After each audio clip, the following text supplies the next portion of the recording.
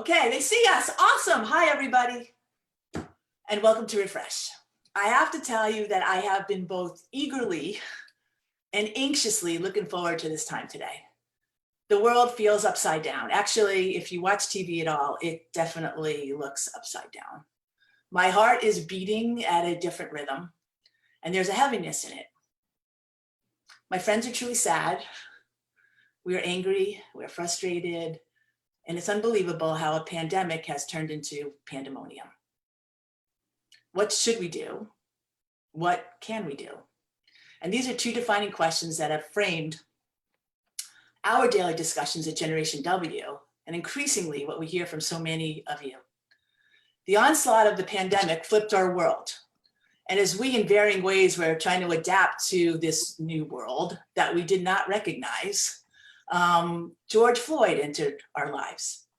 Sadly, we did not know George Floyd. We know that he was a dad and a husband and a brother and a friend, but we recognized him and his heart-wrenching, unforgivable murder that has awakened a nation to the structural and systemic racism that has lurked and skulked around our lives for generations.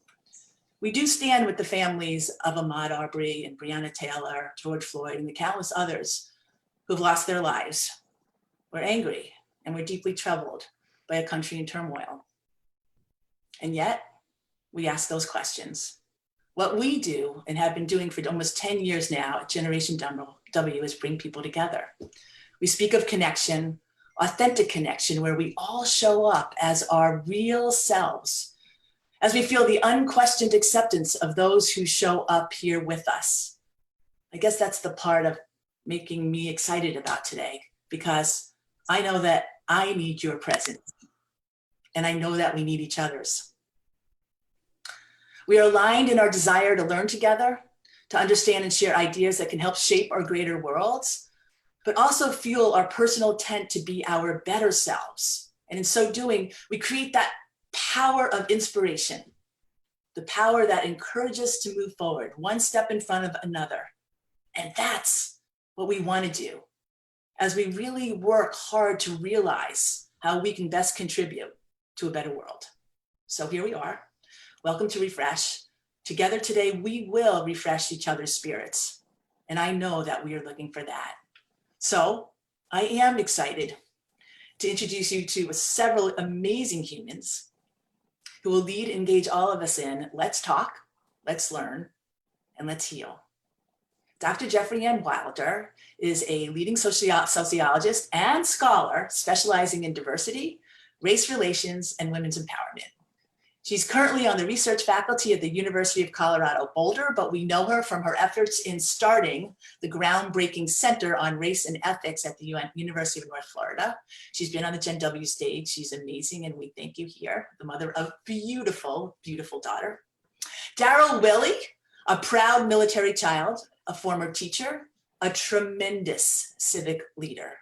If you want to look up community leader in the dictionary and find excellence, you will see Darryl Willie. He is an elected school board member, has a tremendous heart for education, being one of the former executive directors of Teach for America in Jacksonville, Florida, and has worked in other communities as well.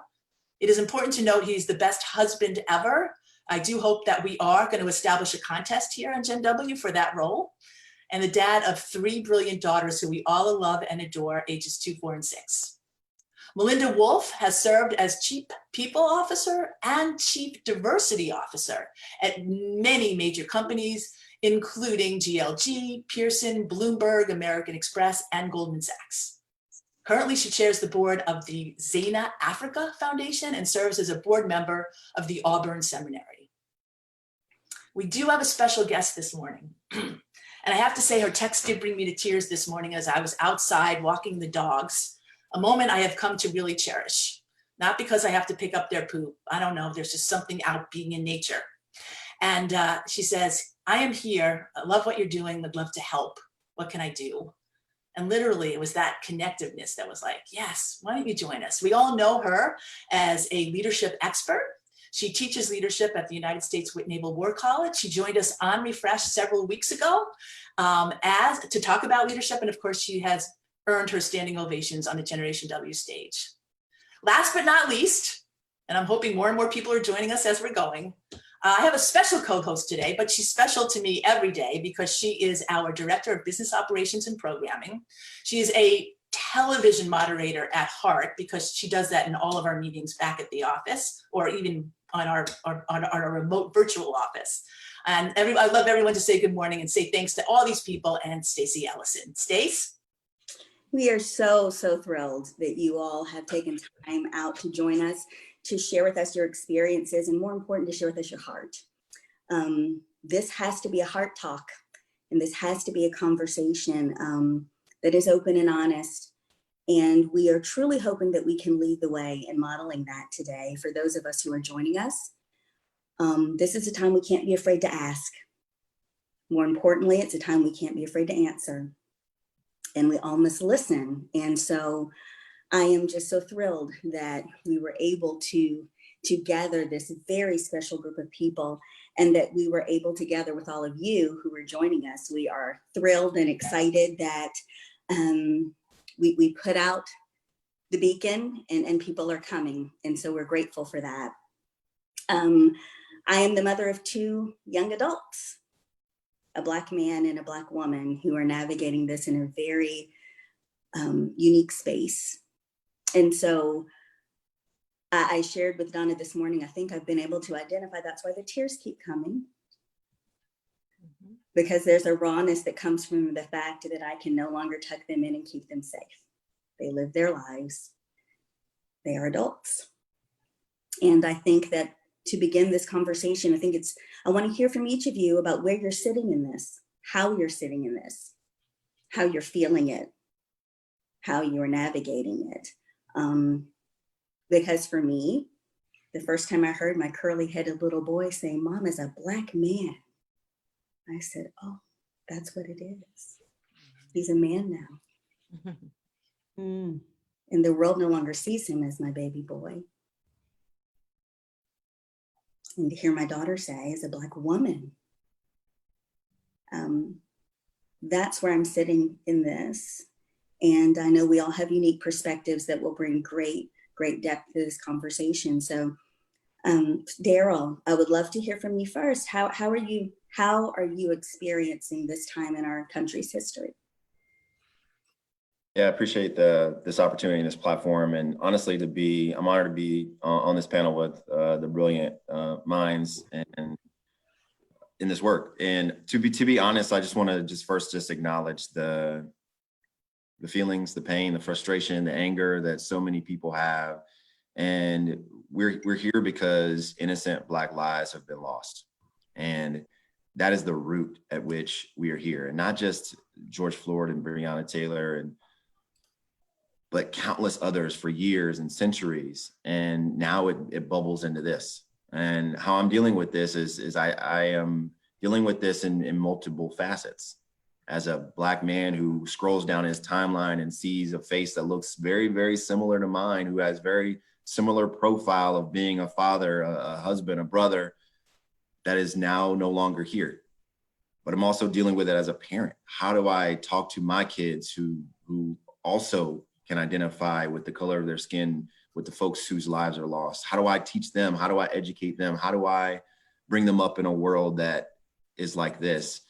And then third, as a civic leader, as somebody who's an elected official, and I think it's interesting to have to deal with and deal with my own anger and frustration, but also be called to a place where I'm supposed to be creating strategy and action to move us forward. So it's this interesting and delicate balance that I'm trying to strike. But at the end of the day, I really think that I'm trying to refocus people's attention, because with the lack of tranquility that we've seen in the last couple of days and weeks, I think people have lost and diverted their attention in their minds towards that versus their focus and attention on the root cause of the issue.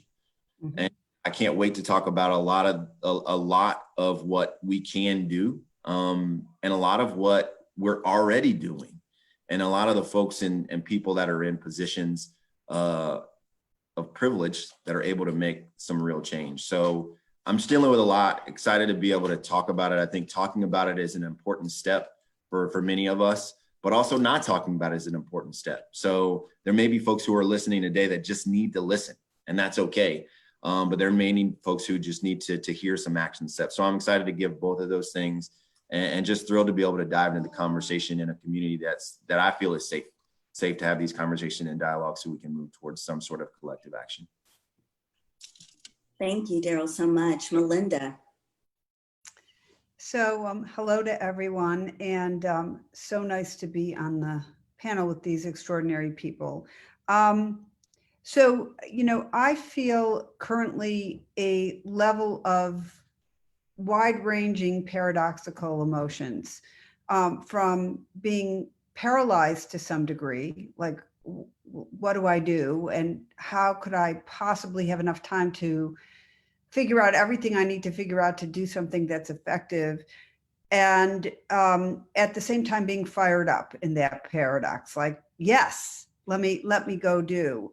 I feel a great deal of blame and shame, not only collective blame and shame as a person, and as a majority person and a white woman, but as a leader of diversity and inclusion efforts across a lot of different companies, where I really worked hard to try to do so much and make so much change. And at the moment I'm saying, what did I accept? What might I have pushed? Did I do enough? How could I have done more? And how could I have been more radical in what I did in those roles? I also feel really hungry for knowledge and understanding. And I've done my share of, over the past few months, not related to this moment. I mean, I had my pilgrimage to Montgomery. I have been reading as many books as I can read and talking to as many people as I can read, because this topic is the topic of just structural and systemic issues of this country, and the history of racism is so at the core of my interest and desire to make change on. And yet I can't absorb enough. There's so much coming out now, and there's so much being done. And then I guess I finally feel like, at once, in this paradoxical way, hopeful and skeptical, because I don't want this enlightened moment to harden into a set of programs and actions that just make people feel like they're doing what they need to do, and then we move on. So those are the range of things I'm feeling right now, among many others. Wow, I'm holding myself together here, Stacy. I'm so happy to be doing this with you. I have to tell you, I mean, all of us, but I mean, we've just been talking so much. We have. And it's been heavy and loving and hard. It's hard to see you so upset. It's just hard. Thank you for being with us, JeffriAnne. And we look forward to share with us your thoughts. Well, I think I am slowly moving out of numbness into a little bit more feeling. It's almost like, if your arm or something, a part of your body has been asleep, and you're, it's kind of like starting to wake up. And I'll explain that a little bit more, because I left UNF 2 years ago, and it didn't necessarily leave this kind of work, because I'm doing diversity, equity, inclusion work currently. But I made a promise to myself that I would no longer spend a lot of time weighing in on these national issues, because they were becoming too emotionally taxing for me. So I spent a lot of time really beginning with the death of Trayvon Martin and the case, the trial, and ultimately acquittal of George Zimmerman, weighing in on these issues a lot. And so I kind of got to the point where I felt like, I didn't want to, provide a, soundbite in response to another Black person's death. I felt like I was doing that so much, where it was almost kind of like I could do it in my sleep without really thinking about it. And so that's the kind of like point that I didn't want to be at anymore. So I kind of put that to bed. I really thought that my focus was really needed to be more on like empowering and uplifting kind of advocacy things. And I've spent a lot of time in that space. And I kind of joke about sort of feeling like since I left my position as a tenured faculty member, kind of being under a rock purposefully, like needing to go away and hide for a little bit, to just hide away from all of this.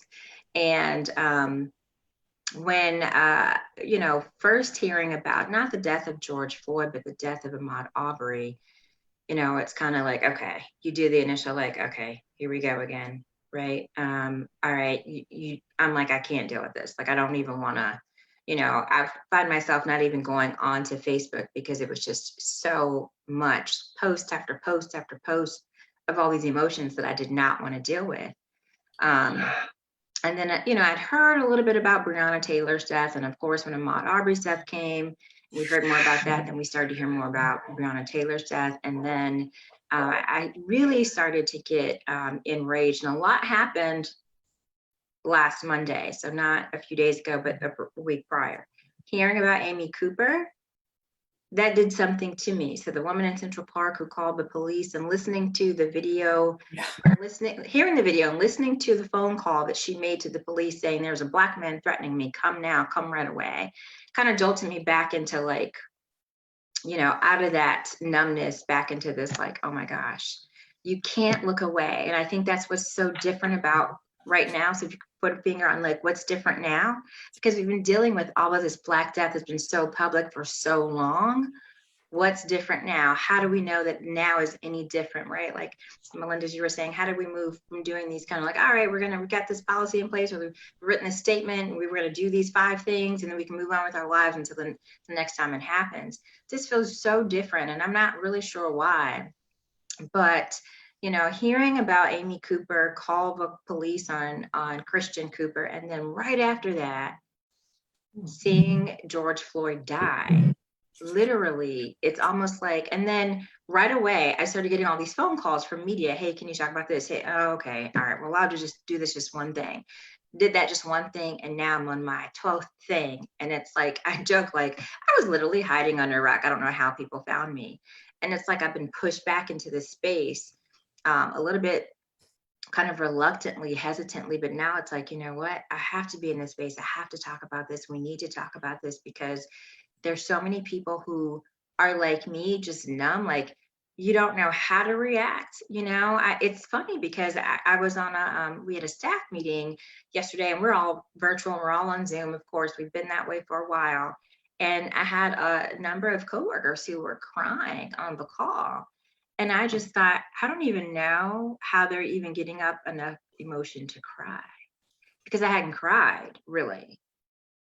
Because you don't know. I mean, it's not that you don't want to cry. Of course, your heart is crying, but you're just so numb to the fact and thinking about, of course, we need to have these kinds of conversations. Of course, we need to talk about solutions, but what can we guarantee as a society that what we're doing right now is going to prevent one more George Floyd from dying, and probably more importantly, one more Amy Cooper from picking up the phone to call to have a Black person murdered?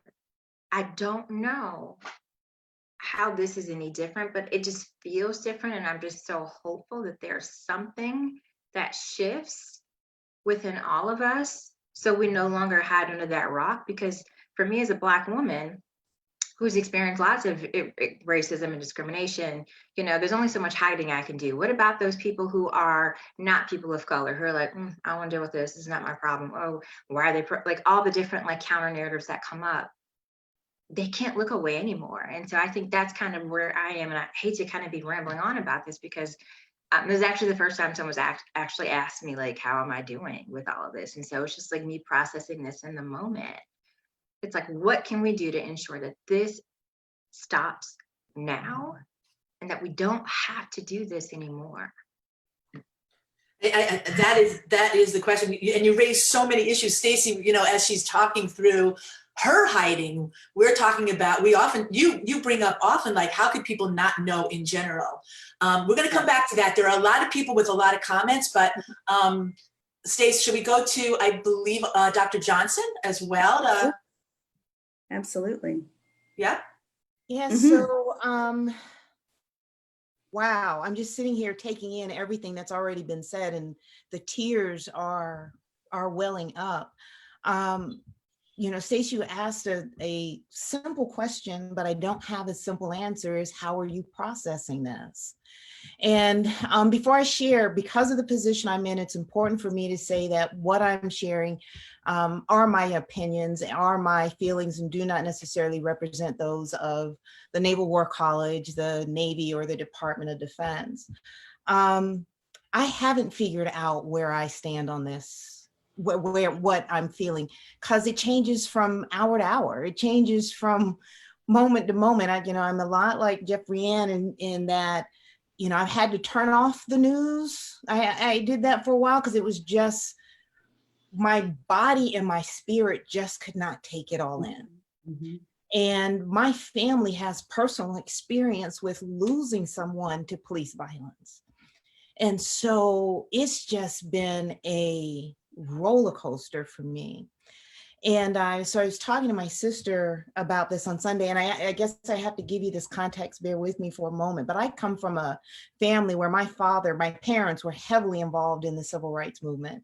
And my father, even though he was in the military and you're not allowed to be involved in political things, he found ways to support that. And so that has always been just a given in our household, in the way that we were raised, and the lens that shapes the way that we approach the world and our worldview. I often tell the story about when I was growing up, all of my friends had pictures of the Jackson 5 and the Silvers on their walls, and my father wasn't having it. I had Frederick Douglass and Harriet Tubman and Sojourner Truth, right?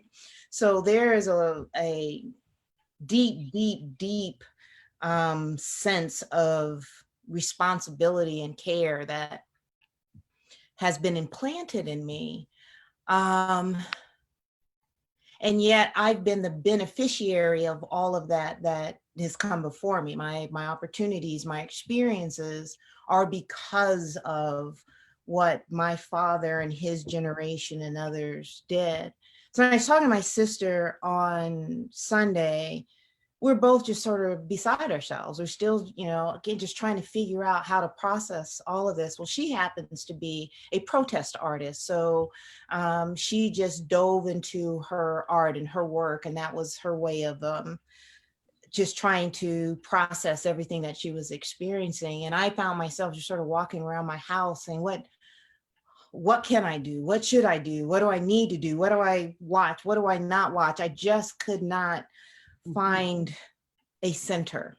Even with my faith, I still just couldn't find a center. So I found myself watching a documentary that had been on my watch list for 3 years now, and I kept putting it off. And it is a documentary on James Baldwin, who is one of my absolute favorite writers. And the documentary is I Am Not Your Negro. And I found myself watching that and realizing that conversation that he was having in the 60s and 70s Is the same one. is the same conversation that is needed today.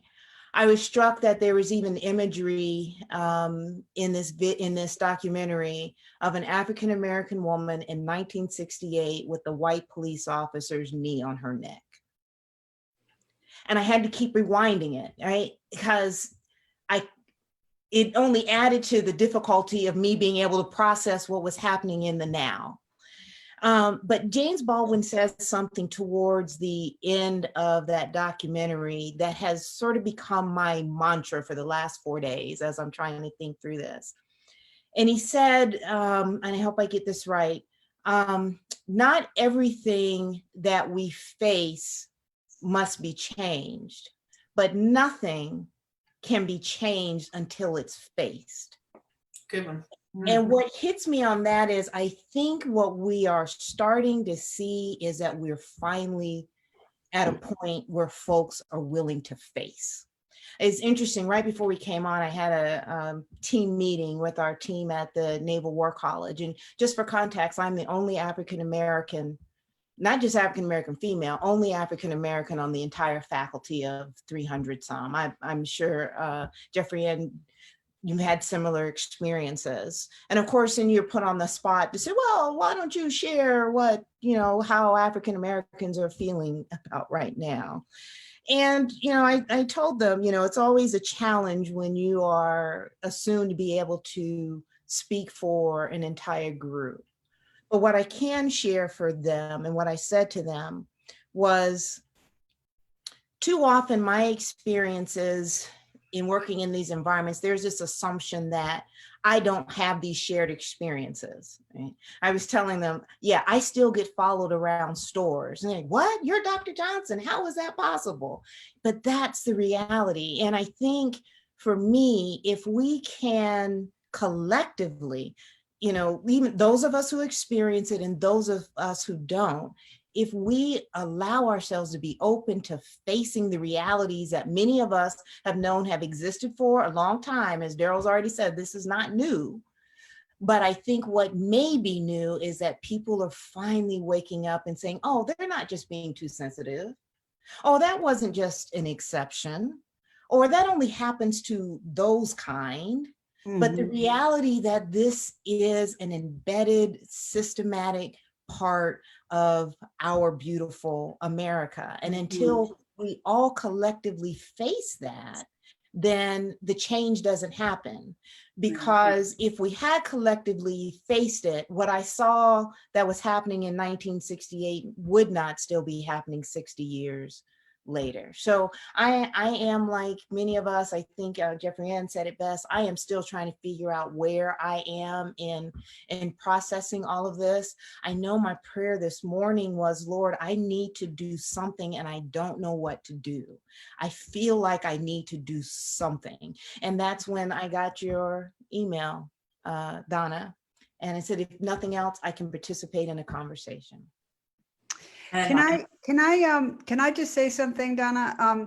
And thank you and JeffriAnne. I remember hearing you at Gen W, as I have Olenda, and being totally blown away by your experience, your perspective, your wisdom. So it's so wonderful to be with all of you. I have to say that today, somebody said to me, I'd done an interview for an article and they wanted me to go over it before it went to be published. And I looked back on it and it asked me, can you give us your favorite life lesson quote? And the life lesson quote was, not everything that is faced can be changed, but nothing can be changed until it is faced. And so the moment that you said that, and that was before all this happened, this was weeks ago, but it is a profoundly brilliant quote on his part. And the sadness and the hopefulness from this moment is also that, as Donna said in the beginning, this is systemic. This is an old story. This is a story of the Civil War. I mean, this is a story of 400 years. We know that. And so the hopeful moment is that maybe this time it can be really faced and therefore be changed. But the synergy of your saying that just struck me. So if I could, I'm just going to jump in here. Stacy and I both getting this. Just want to thank and say hello to Nikki Glover, Chris Reese. I love that you're always back. Tony Richardson, Edna Morris, Holly Mitchell, Erin Cowell, Tom Kieran. There's just been amazing comments. And I just want to share a couple of those and we can continue. Tom Karen said to you, Melinda, I'm in a very similar place to you. Thank you for articulating the complexity of emotions. Rachel Vitti, our old friend, and this has come up in two different ways. It's emotionally taxing to be the Black expert in white spaces all the damn time. Over it. Thank you, JeffriAnne.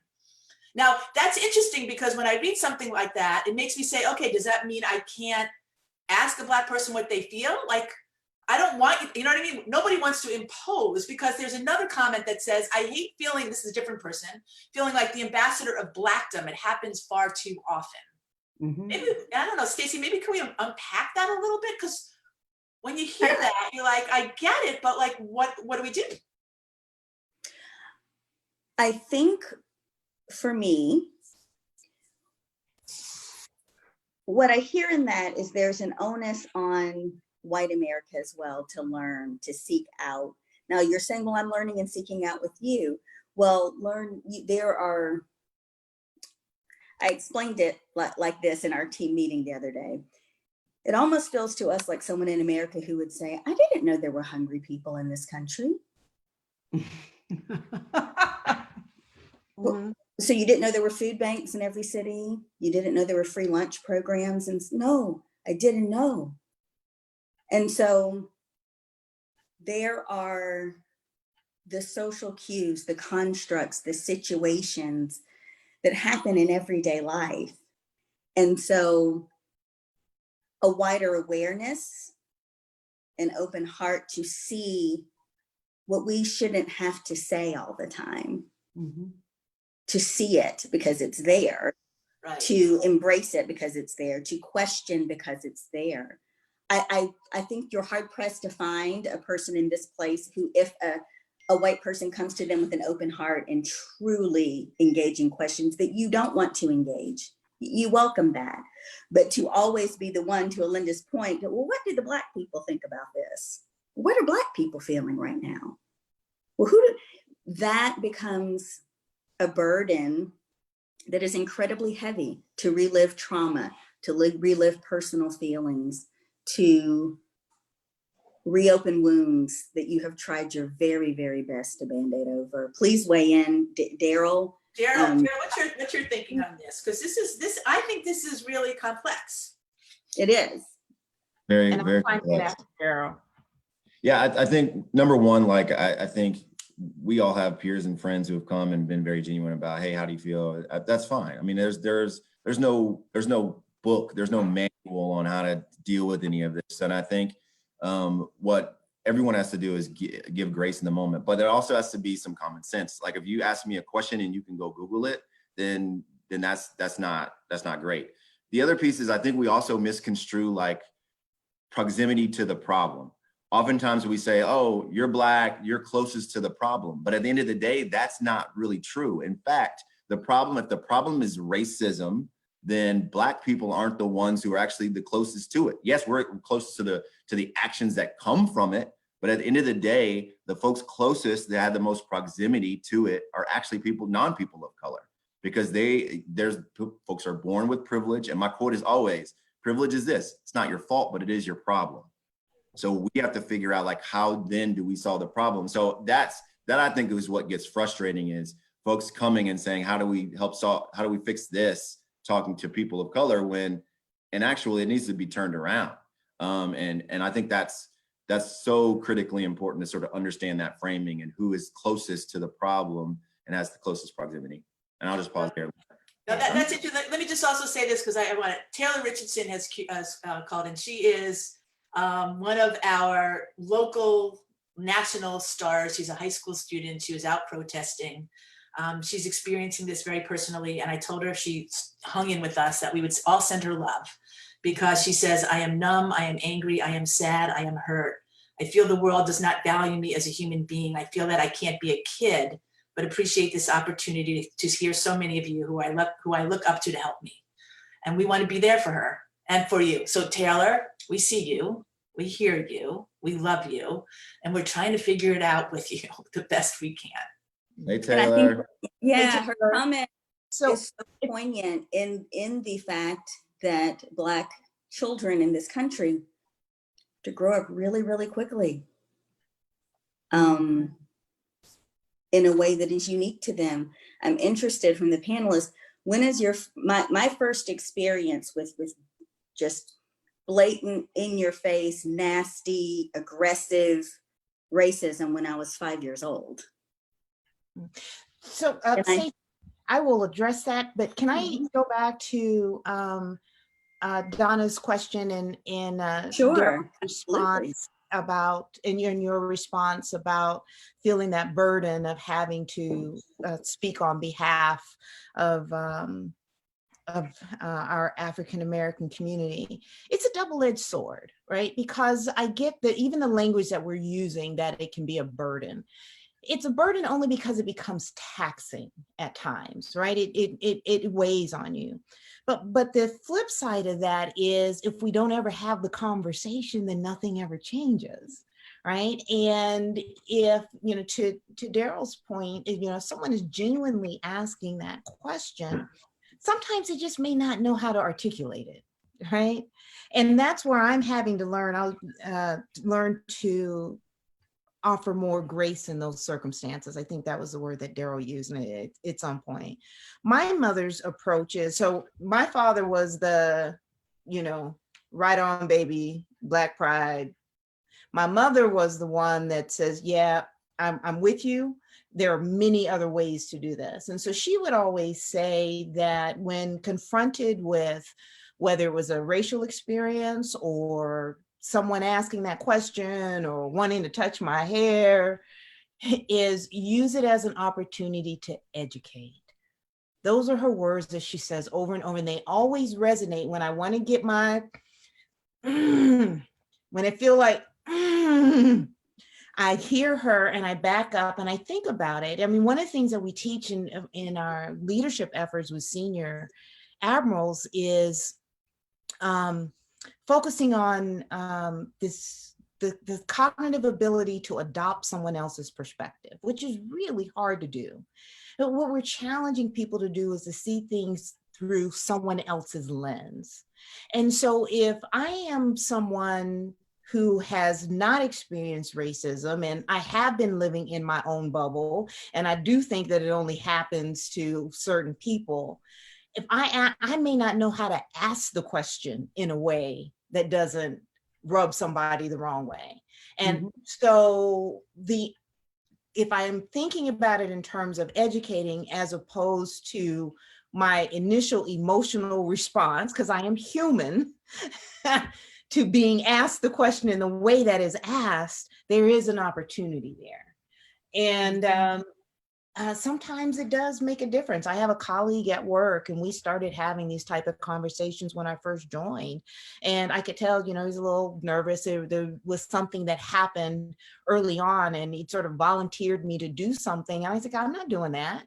And he was, put off. And he said, well, you're going to marginalize me. I'm the only African-American person on the faculty here. And if you put me in this position, and he didn't understand what I meant. And so that opened up the door for us to begin having a lot of these conversations about what my experiences are, my real experiences are, and how he can see my experiences through my lens, not just through his lens. Now, was it frustrating at first? Did I want to feel like, okay, man, why do I have to sit here and explain this to you, right? But if I don't, who will? And if I don't, it just leaves him in the same position, either to interpret it the way that he wants to interpret it, or just not understand at all. So it's a double-edged sword. So I don't want to, I will be the first person to say it gets wearying, it gets frustrating, but then I also always hear my mother saying, yeah, but use it as an opportunity to educate. So I know I didn't get to your other question, but I don't want to dominate. But it's really important, because on one hand, we're all saying, right, we want to be heard, we want to be understood. We will acknowledge that the experience is not universal. There are people in bubbles who don't know. They're waking up in a sense and saying, how do I help? Then who do they ask? And if the perception is that it's a problem to ask, then we get at a sticky barrier point, which we're trying to, I think, eliminate. I think. Let me just bring you this. Coretta Hill. She says, thank you for continuing the conversation. As an African-American woman who also has a young adult son and daughter, these times have been emotional but hopeful in some way. The systemic foundation must be addressed, and the moments spill over into our lives every day in the office, not taken seriously as our peers, while shopping, being followed around. So there's a communal experience. And for us, I have heard this from friends, but when now I am hearing it over and over, and you know what, when you want to make change, right, in leadership, I'm looking at my two doctors up there, JeffriAnne and Olenda, that you have to repeat things and you have to hear them from different voices in different ways for it to register in your brain to then initiate action. And so what's I would love this to be like, okay, yeah. painful, get it. It's painful for all of us, because there are people who just don't want to hear this. What? I cause pain? I don't want to hear that. But okay, I want to hear it. So help me hear it. And then how do we come together in a way hearing it to take a couple of steps? And I know that Darryl wants to do that. Now, Sherry wanted me to just say this. I'm going to say, welcome to everybody. This is Refresh. Today is Let's Talk, Let's Listen, Let's Heal, a name that Stacy has given to this, which I think is quite good. I want to thank everyone who's joined in. I also just want to mention that Ita popped on and wanted to recommend an article from the Atlantic called The Case for Reparations. And there's some comments here that said that it was life-changing in perspective. I think, Melinda, you're familiar with this article. We will make that link available. And there's some other links that we can. So Darryl, just going back to you, I know you said you wanted to get into some of the things we can do. Well, this conversation is so rich, I don't want it to end. Perhaps that's a place that we move towards.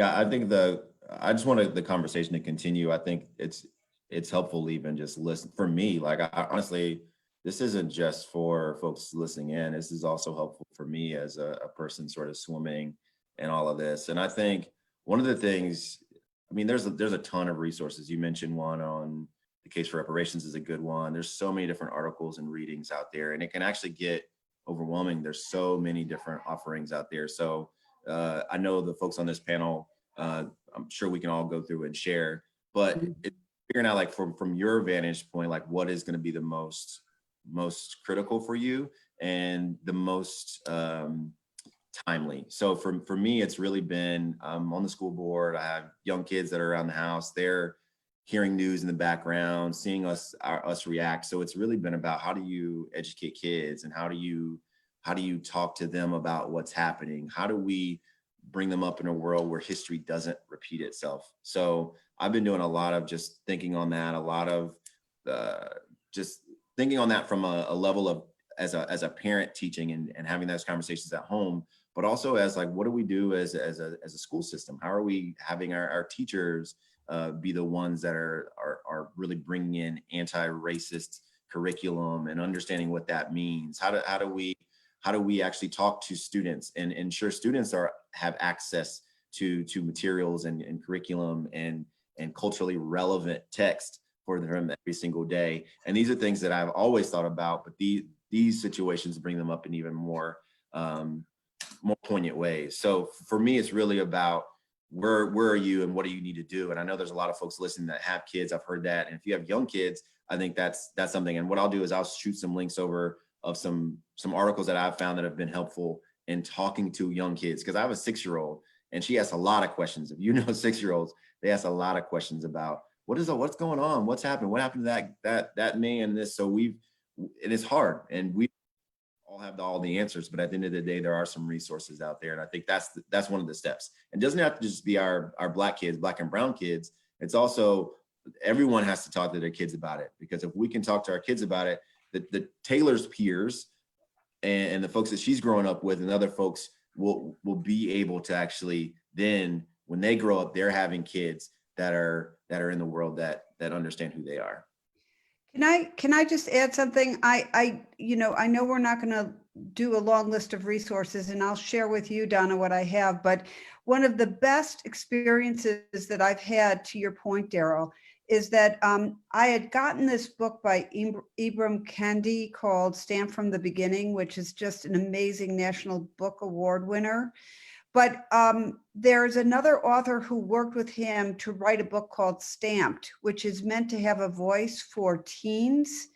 And I read that because I thought it also was a book that would call to me. And I think having information that is available like that for parents and for children. And also a good friend of mine runs an organization called Pollyanna, which does amazing anti-racist curriculum, and is being and that curriculum is being instituted in many, many schools. And I'll write to Donna and put a link in to how to reach it, because these are really important and encouraging, and will now have wind at their back for really being picked up. But the thing I loved most was that Stamped from the Beginning was a very intellectual and hefty book, which was just mind-bogglingly rich, but could never be accessible. And Ibram Kendi partnered with somebody who knew how to speak the language of people who could really hear it. And I find that to be really inspiring that stuff like that is out now. Okay, I'm just going to mention Hope McMath said, we don't have to always burden Black people. There are many resources out there for us to do the work, read, listen, learn, and act. And I'm so glad Hope is with us because, as we all know, she is an amazing voice, an amazing heart, an amazing activist for sure. Say hello to Mia Jones and Sam Horner and Crystal Pierce. We want to thank you all for being there. There's a question, and it follows what we're talking about, is how do we have these conversations with people who don't believe racism still exists or that white privilege is real? And I think we'd all have to acknowledge that there's probably more people that feel that than we would like to understand that do. Right. And they comprise enough of a population and in key places where it might challenge change in a way that we would hope that it would kind of, like, I loved your hopefulness comments, JeffriAnne. I wrote it down, right? You can't look away, but this time feels different. Mm-hmm. How do we make sure it feels different? So I think that's a really valid question. How do we have those conversations? With people who don't believe, or people, I had someone ask me, where did this come from all of a sudden?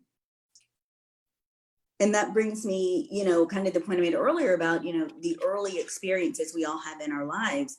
There are people who believe this is all of a sudden and don't understand that this is a centuries long, generations deep, from the moment Black and brown people set foot on this soil issue.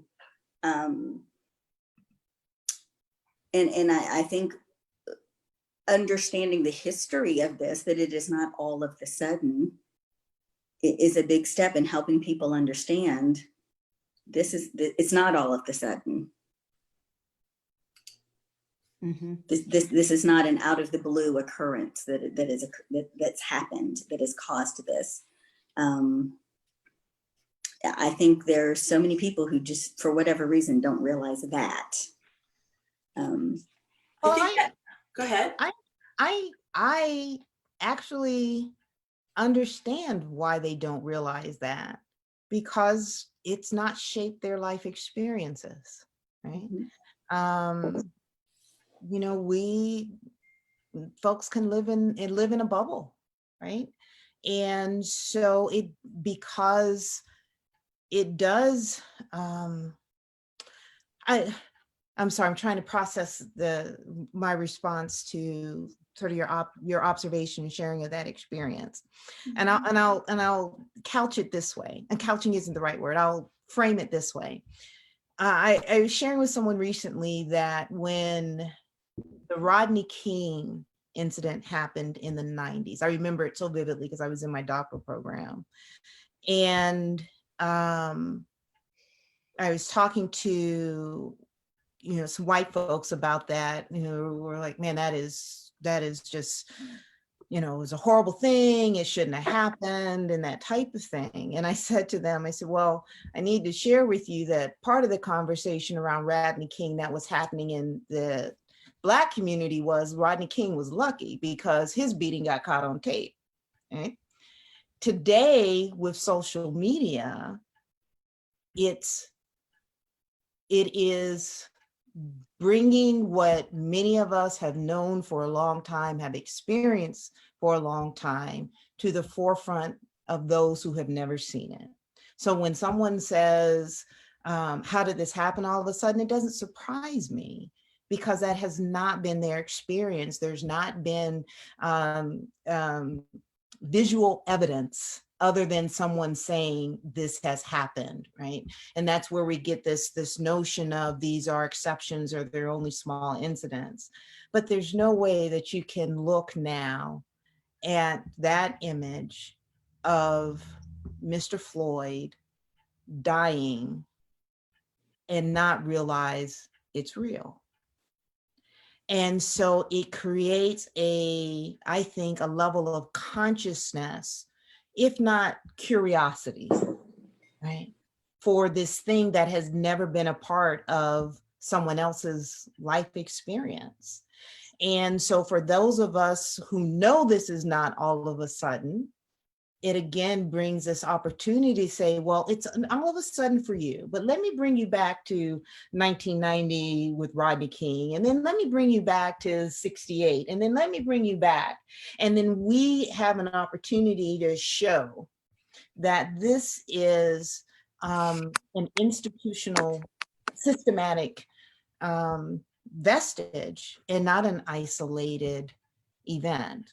That's my, and Stacey, that's sort of my initial reaction to what you shared. So can I ask this question? And I've had this discussion in several groups. And it buoys me, right? I am hearing for the first time in a significant way that we need white people to stand up. We need white people in positions of power to make not more than statements, but to create action. It's kind of like, okay, we're going to join hands. We're going to do this together. Where before it was, I didn't hear it quite like I'm hearing it now. So I guess the question is, as a white person, what's your advice on how to start these conversations where they're not burdensome or they don't feel intrusive or insincere, or paying lip service, right? I'll just give it a tad aside. When I go and I speak about women's empowerment, invariably there's a young white man who comes and says to me, I know I'm white and male, but I really want to help. And I never want him to feel disenfranchised. You don't want to create that yet. You know what I mean? It's like, we want you to help.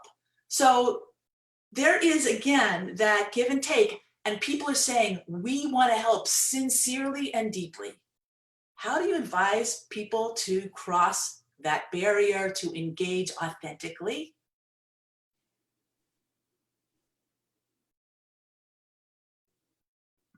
Okay, so I don't want to be the only one speaking here. Yeah. Did you want to say something, Darryl? Sure. I mean, I think we have to look at it two ways. You can cross the barrier and we could have, Donna, you and I can have a conversation. But at the end of the day, one of the things you have the privilege to be able to have a lot of access to. So not just you, but other folks, it doesn't have to even involve me. Like there could be conversations that you have with a mayor, the person in the council, a big business person that drives us towards that action. Because at the end of the day, you can have conversations with me, but there has to be other folks at the table also that have the power and influence to be able to change systems and systemic issues that we have. And that comes from policy, that comes from some of these other places. And that's a platform that a lot of folks don't have. And I think that's the key. So yes, even this is a good conversation. This is a fruitful conversation to have, but at some point it has to move into a place where we're actually creating real sustained change. And that sustained change has to happen, unfortunately, in rooms that don't always have a bunch of people that look like me. And I think that's sometimes even more powerful. If a group of folks that didn't look like me were in a room talking about how they can help make sure Black lives truly matter, whew, how powerful is that? How powerful is that? Because of course I'm going to say it, Black lives matter. Yes, yes, yes. And you're going to say it with here, but if we can get other people to realize that, and I think that's probably the key factor in all of this, is recognizing that, as icky as it sounds, like some folks are born with more privilege than other people. Absolutely.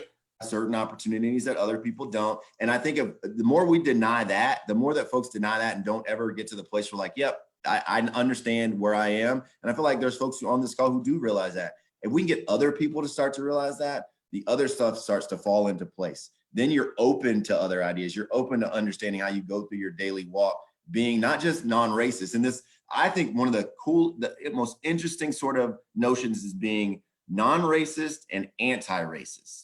Because you can be non-racist and be like, yep, I'm not racist. Cool, awesome. But being anti-racist is actively having action against racism.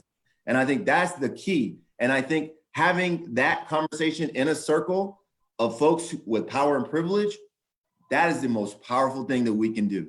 And I think that there's so many folks on this call that are wondering, what should I do? What should I do? Go to your friends who have power and influence and have that conversation. What are you, not just like, I'm standing here in your corner, I got your back, I'm your ally, but really, really like taking your everyday walk and walking through your day saying, what did I do both consciously and unconsciously that could have been racist? Like, and that's not a bad term. People get that term like, oh, no, it's not me, it's not me. We got to get past that. Like, there's a continuum, we have to get past that. So I think number one is, yes, having these conversations to sort of, build the muscle. Building the muscle is good. But then at a certain point, it's got to get to, now I'm going to go off and influence my little piece of the world, because that piece of the world can actually help to change some of that policy. I have to tell you, I love that distinction between being non-racist and anti-racist. It's actually radical for a lot of people, because a lot of people think that being non-racist is anti-racist, and there's a difference. So thank you for articulating that so beautifully. Yep. JeffriAnne, what do you think? JeffriAnne? She's Talk to unmuting, JeffriAnne. I believe. Huh? I think she's unmuting. There we go. Oh, perfect. Okay. Thank you. This is a little, I think I'm still carrying it a little bit differently, because I spent 14 years in the college classroom teaching students about this. And it's the very reason why I left. So yeah, I do think that it's important for people to recognize and understand the various language, whether, have access to the resources, know how to broach these conversations with folks. But I think part of the thing that always, I guess troubles me is, how do you get to the people who aren't in the choir? Because we're all singing in the choir. The students who enrolled in my courses sometimes. I think I probably encountered probably, I would say 80% of students who took my classes, things like racial and ethnic minorities, Black in America, minorities in American society, things like that. They wanted to learn, they wanted to feel empowered, they wanted to equip themselves with resources to be, better citizens. But then you do have that, small percentage of the citizenry that they don't want to sing. And so I think for me, I get stuck there, what kinds of things, and you hear all these things like, don't focus on those people, focus on the people who are really with you, that kind of thing. I'm still stuck and struggling with the folks who are carrying the counter narrative, who don't even have enough racial literacy to think about whether they're anti-racist or, oh, I'm non-racist, I need to be anti-racist. Don't and would, sort of very strongly refute the idea of white privilege. So I think a lot about that. So, I know that, we're almost out of time, but I do think it's important to think about, I'm always at a loss for that. I, did a TED Talk a few years ago. Donna, we were in the same class. And it was awesome. Right, we were in the same class, TED cohort, about that very thing, about, basically someone who, pulled, at the worst possible time, like the night that Barack Obama was elected, someone said something really microaggressive and terribly awful, and probably didn't even think twice about it the next morning. So it's like, I always struggle with how to reach those folks. How do you get to those people? And I would like to think that we really are on an 80-20 split in our country, but we're probably not. There's probably more people who don't want to sing, who aren't interested in a choir, or just as many people as there are people who are enlightened and empowered, or are struggling to get answers and want to know more. So it's these, again, like the solutions part, like how can we guarantee this isn't going to happen? Like, what about, those police officers? And of course, not all police officers are bad. I think the majority of police officers are really, really great.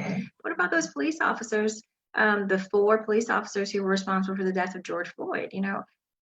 They're not in a choir. How do you reach those people? I think that's kind of what I was thinking about as folks were talking. It's like, what do we do to, it's like chipping away. We've all seen this iceberg imagery. I used to use it in my classes all the time, the metaphor of like, race in America, like thinking about what an iceberg, visually looking at an iceberg, things being on the top of the tip of the iceberg, right?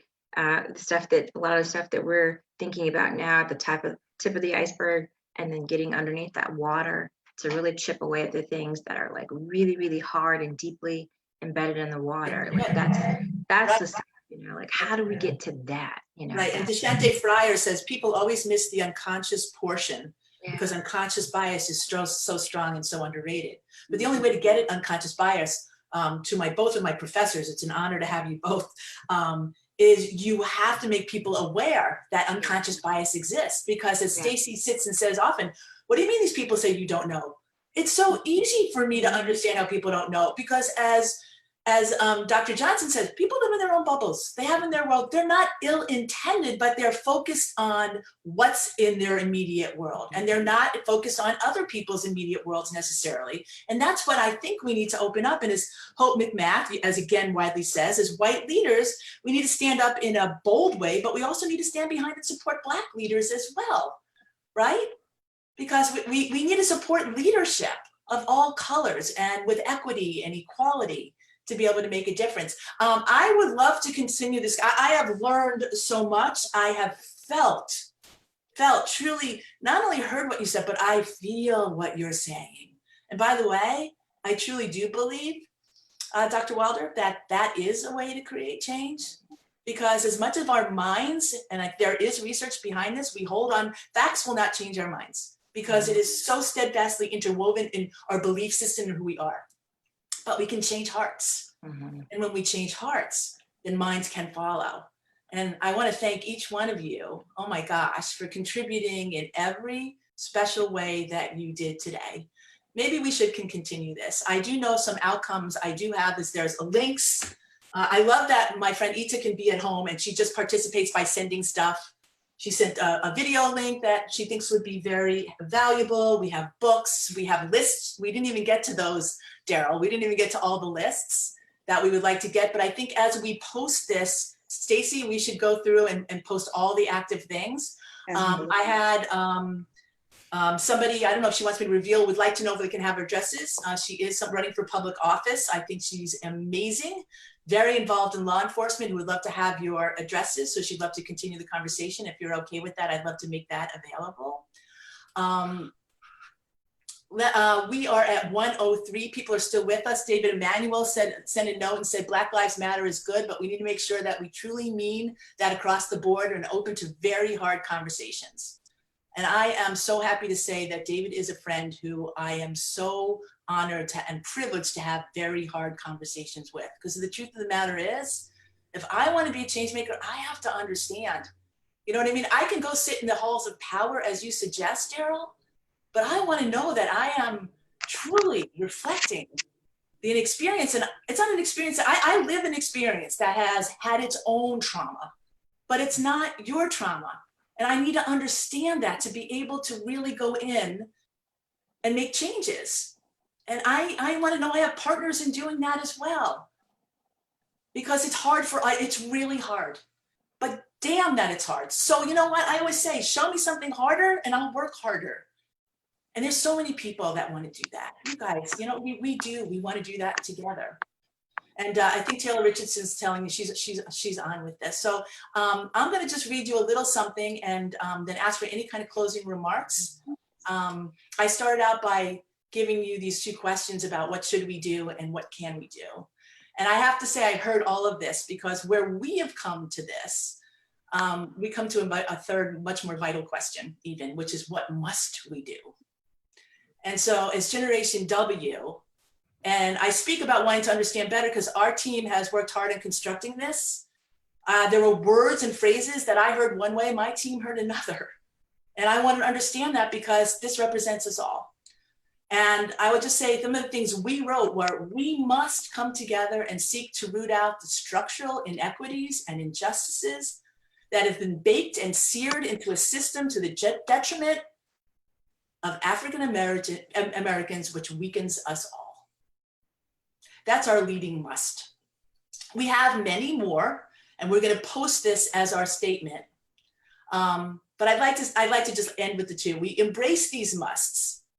They frame what Generation W continues to strive to be, which is for all of us to strive to be better, to be more open, to be kinder, to be more thoughtful, to be action-oriented, to stand up and be accountable to and for each other, to be courageous, to be connected, to love thy neighbor as thyself, and to absolutely not tolerate the racism, the negativity, the violence and prejudice that runs rampant, often fueled by fear, even and especially when it's close to us and in our own neighborhood.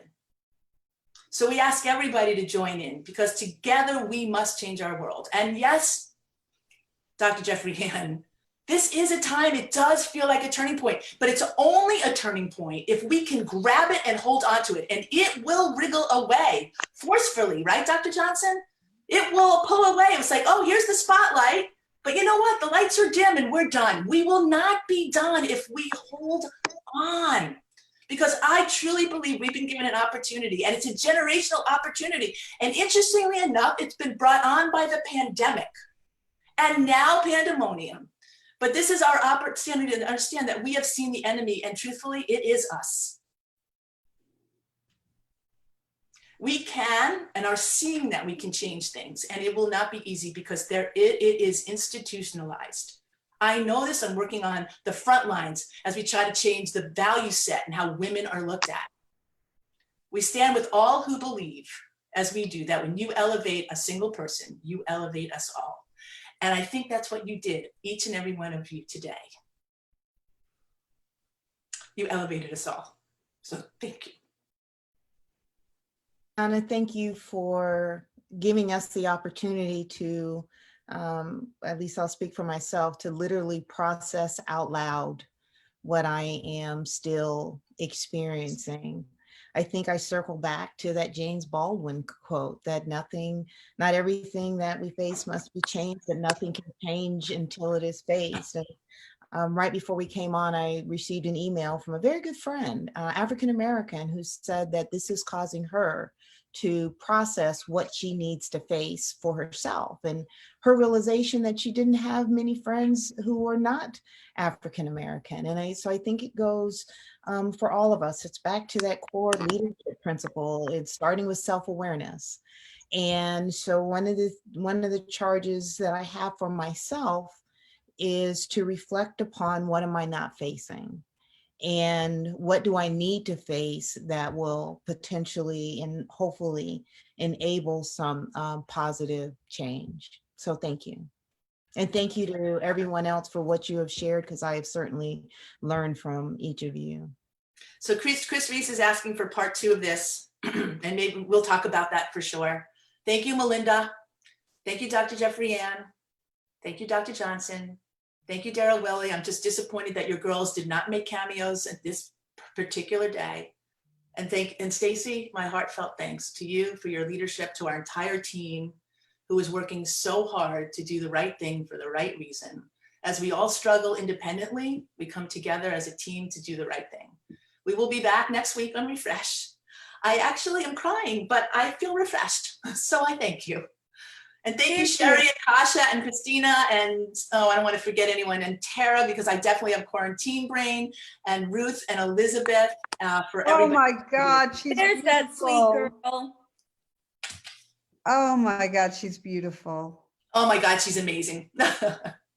It does make me think about, I mean, having Taylor chime in so much like this, there has to be sort of this multi-generational approach to this, because so having the Taylors and the other folks on to speak about how we're creating action and all of it is going to be really important. So maybe we do come back. When this one's Taylor's age, I don't want her to have to be dealing with the same type of stuff. Isn't that right? We love you, honey. You know that. So maybe we should think about bringing some kids back with us and continue. That might be fun. That'll be good. All right, everybody. Thank you so much. Thank you, Donna.